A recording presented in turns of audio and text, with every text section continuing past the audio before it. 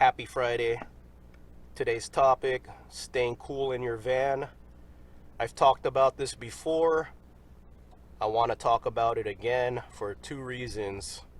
First reason, if you haven't already, get an electric fan. It's under $10.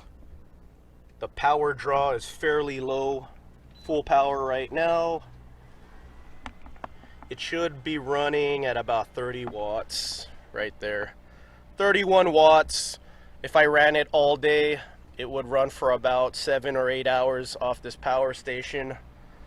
Fairly low power consumption, and it's better than nothing. You wouldn't think an electric fan would do any good in a hot van, but it's better than nothing. It's cheap. I wish I got one of these a long time ago as a complimentary cooling unit. And if it's all you can afford for now, they're $8.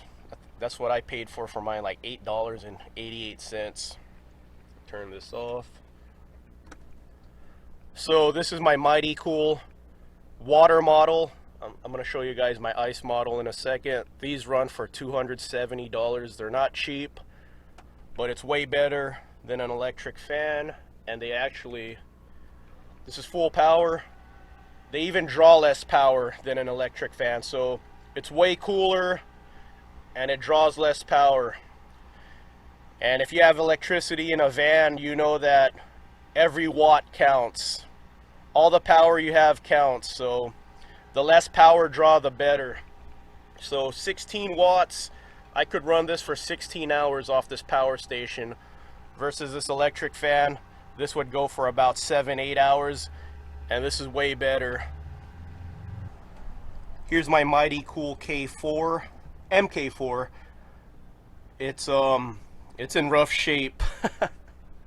I bought this back in 2015 or 2014 even. It got a lot of use in my last van because my last van didn't have factory AC. It didn't have working factory AC, so I bought this. This was really expensive, $650. So I have it somewhat apart right now. So what it is, it runs this radiator and it siphons ice water into the radiator, creating a AC effect. And you need to run a separate cooler.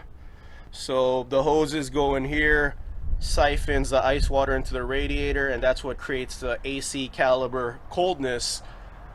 Use this all the time in my last van, but in this current van build that I have, I didn't use this at all because it's more cumbersome. You need to attach it to a cooler, and I always felt like the water model was good enough, but I paid all this money for this thing. I'm gonna use it again.